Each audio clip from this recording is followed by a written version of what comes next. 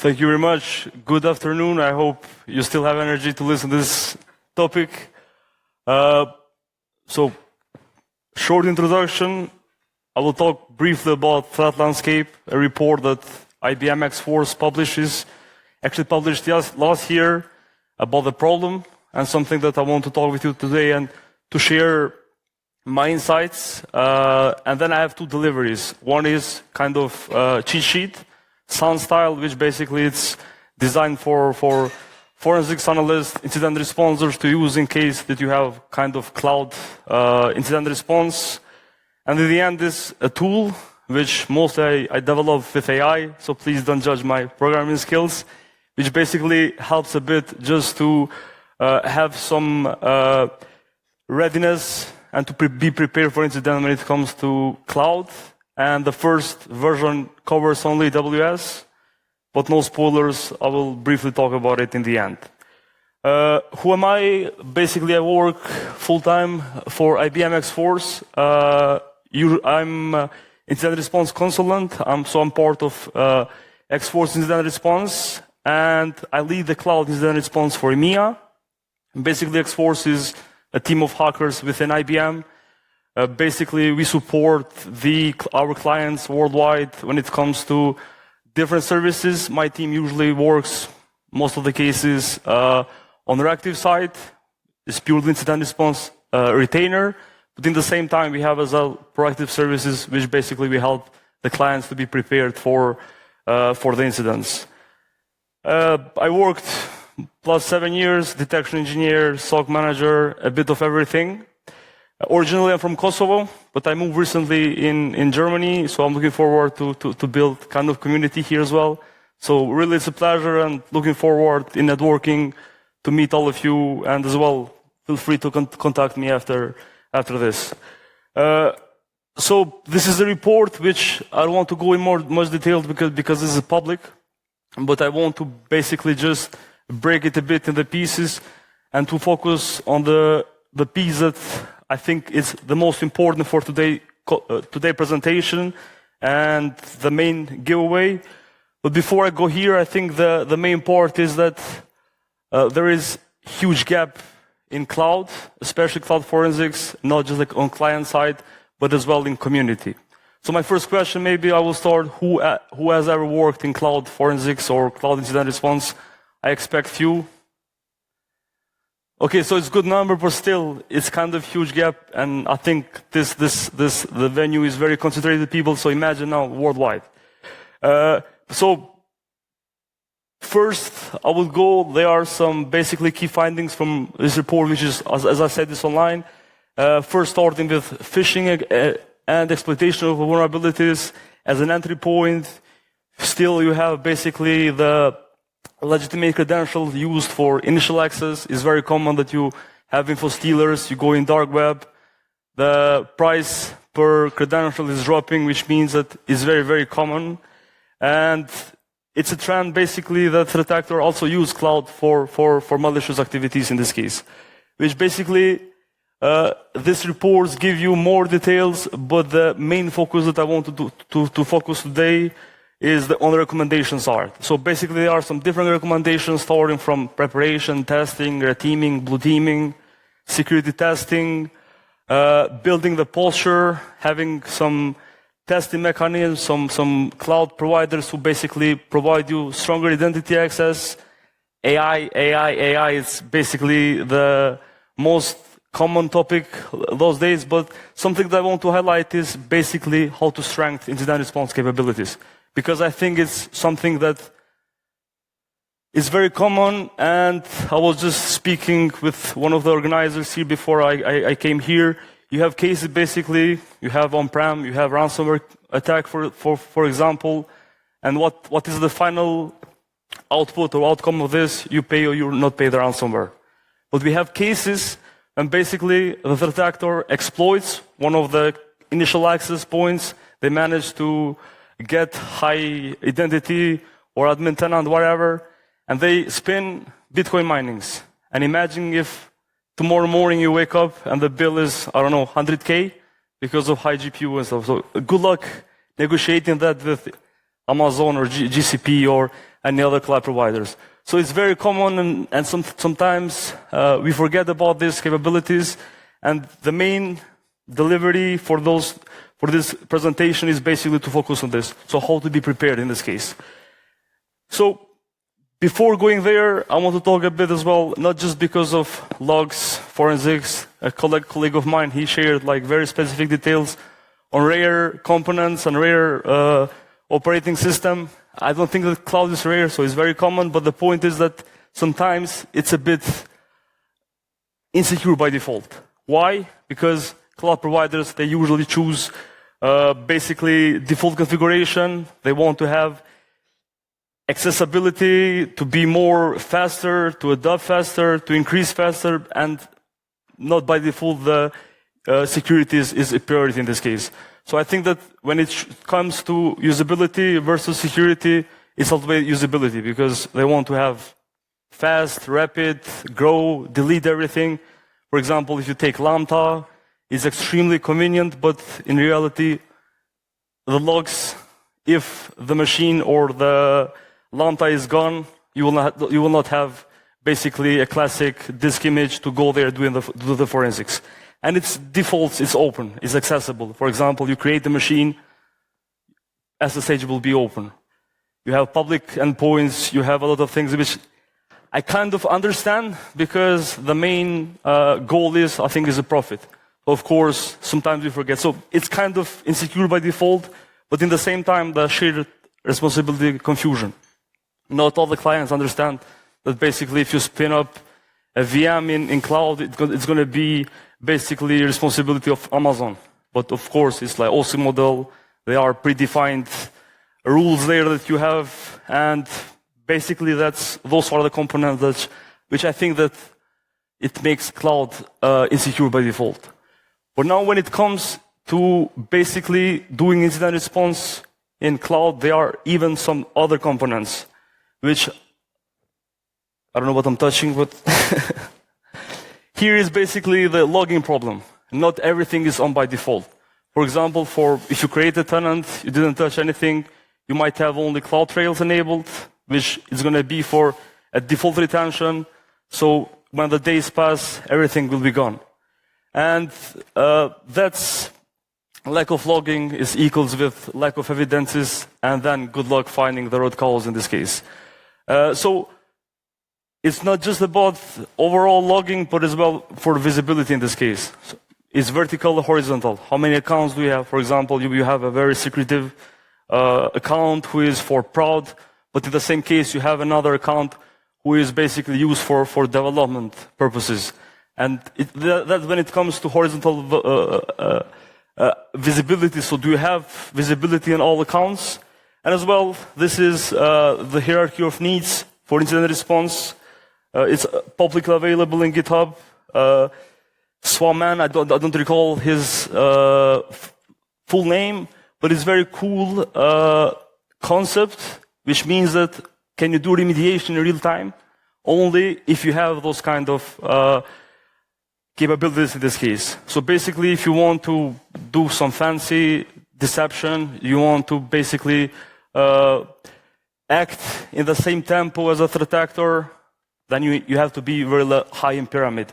For example, if you don't have the inventory, you don't have the telemetry, you don't have a detection, it's very hard to get anything. And sometimes in cloud cases, we don't even have this inventory in this case, which I think is very easy, but it's kind of confusion, at least from my perspective in this case. So the point is, for example, you want to check or you want to hunt or track threat actors that are basically going around, that you need some good deception.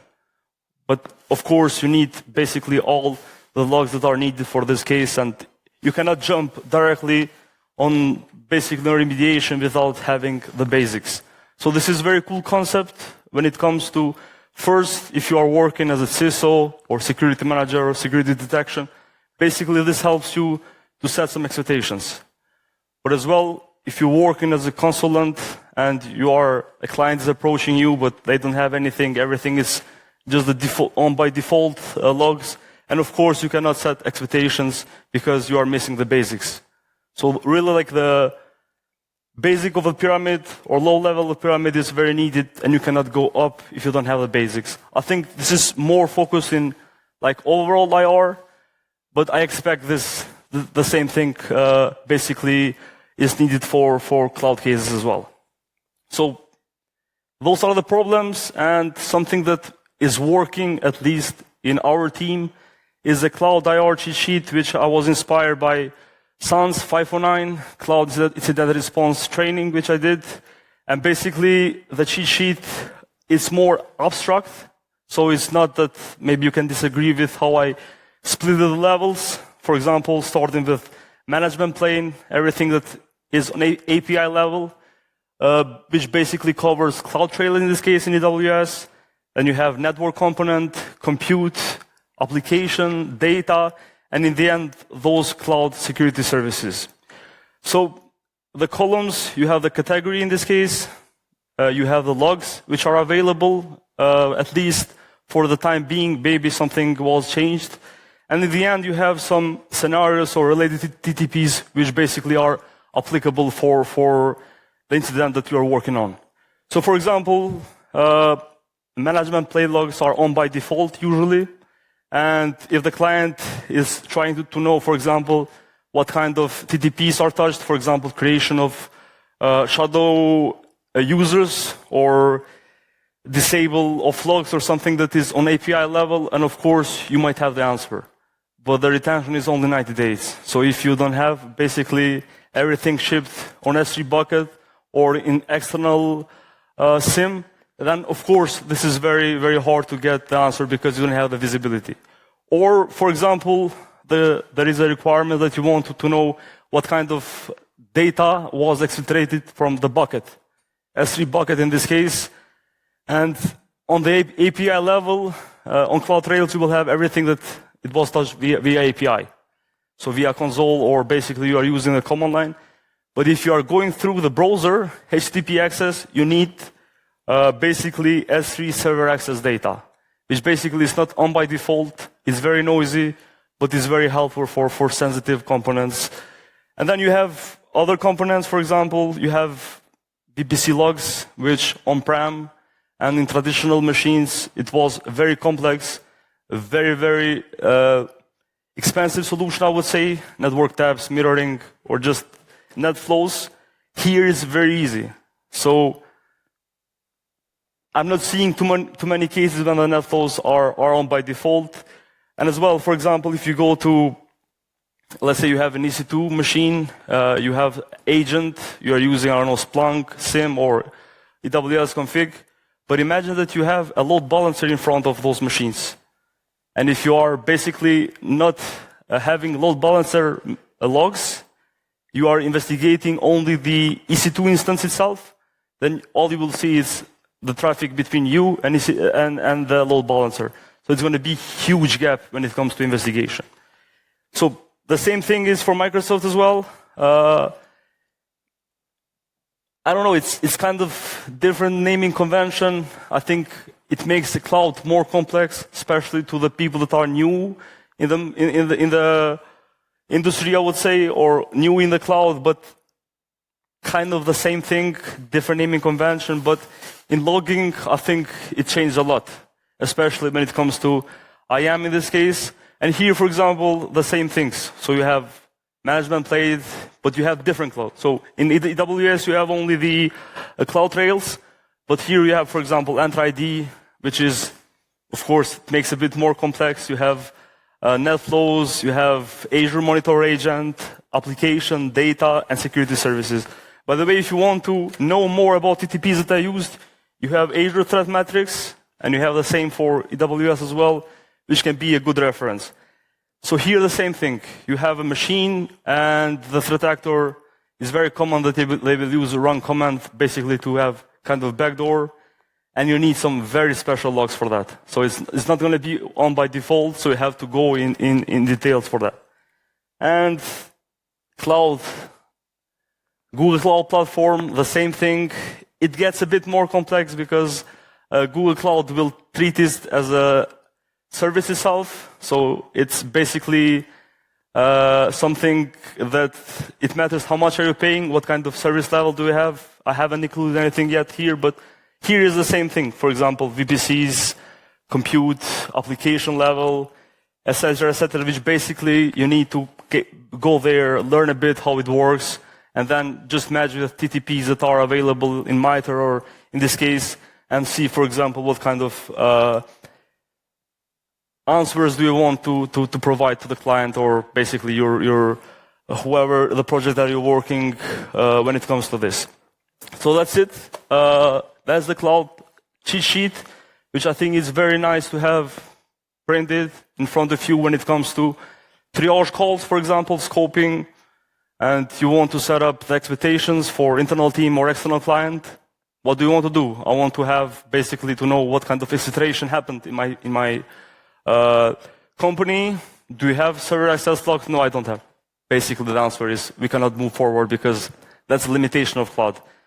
And I think it's kind of impossible to get the classic disk image collection to go to the data center because it's kind of impossible.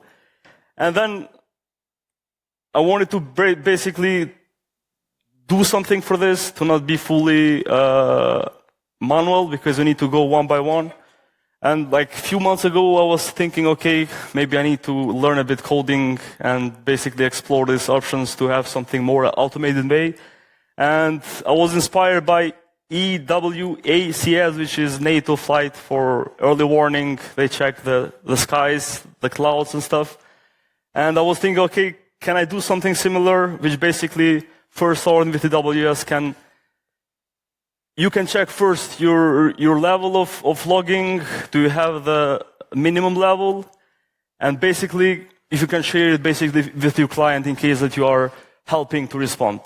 And AWS, ACS checks for visibility and log coverage, and basically it reports the gaps that might make it more difficult for you to basically do IR and to get the answers that you need. Output is console in real time, fancy one with different colors, and we have the CSV output basically which you can check. So those are the services that I check: CloudTrail, AWS config, VPCs, and it checks for the region. It's not yet available in GitHub, but I will publish it, so it will be open source. And what is the output is like this. So basically, we tested, very funny because me and Andy, a colleague of mine, we have kind of a playground for AWS, an account. And I was expecting that we both work in cloud security, we will have everything enabled.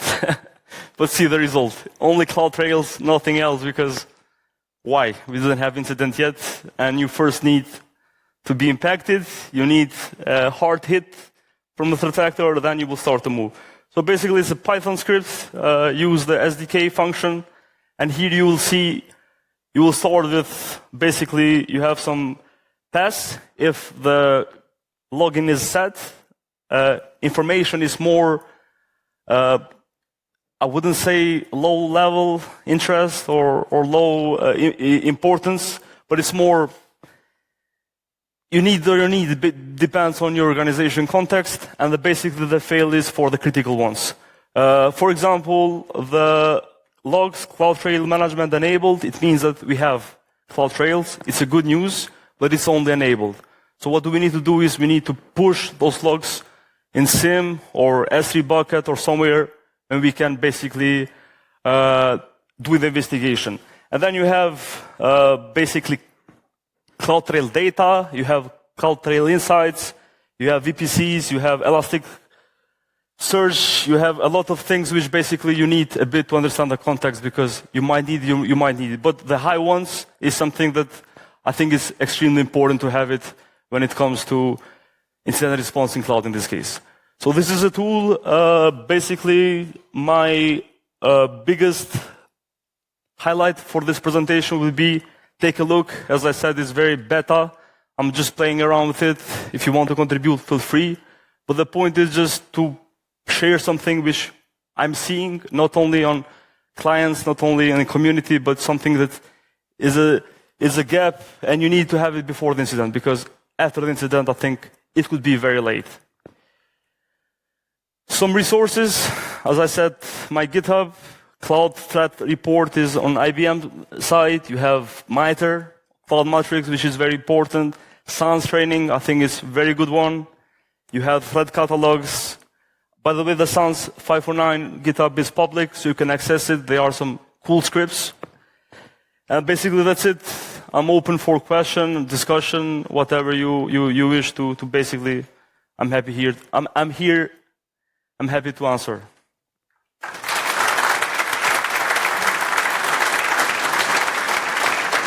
Yeah.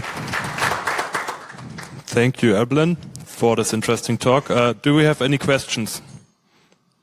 Yep. Hi there. Coming. I would be interested how many or how much ransomware or extortion-based attacks do you see against cloud tenants that you manage or help? Oof.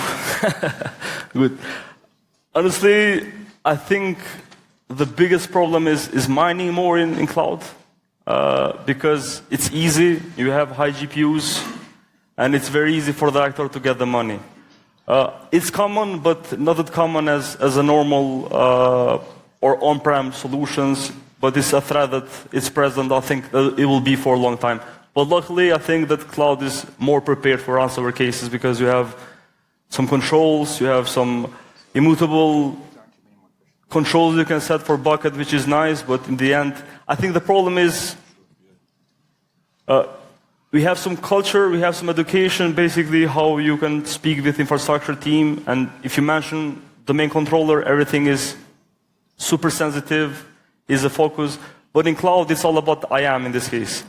And I don't think that all administrators of cloud understand the importance of IAM, because it's a domain controller, it's a firewall, it's everything. And sometimes, and that's, as long as this culture will be in our teams, I think that not just the ransomware, but everything will be around for a very long time.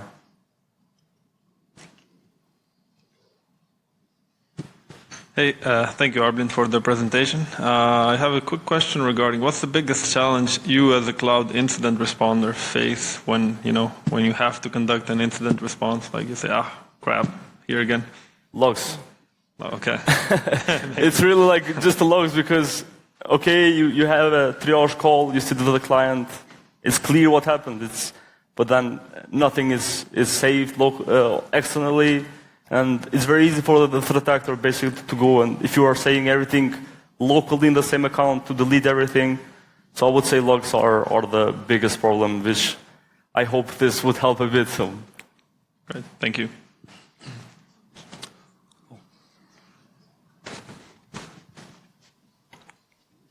That's it. Okay. Did you have incidents where logs were not there? For example, just like Microsoft didn't log AI requests or AI accesses or anything like that. Did you have anything like that where you just didn't have a chance to get the logs because they were simply not there? It's very, very common. So it's very common, especially in the companies that just moved to cloud. I think it's very common that logs are not there, and as I said in the beginning, good luck with it, because you won't have a second chance. Basically, the previous presentation was for forensics. You got the steps, you have different artifacts that basically can tell you if there is no logs. Might be MFT in Windows, for example. There might be some artifacts which are not by default designed for forensics, but they can give you some answers. And basically in cloud, sadly, it's very common that you will not have that, especially in small to medium organizations, because of course there are some major companies, and as I said, there are a lot of vectors. For example, publishing API keys in GitHub, leak credentials, or just misconfiguration, which basically will impact it. Any further questions? No? Then please, another applause. Thank you very much.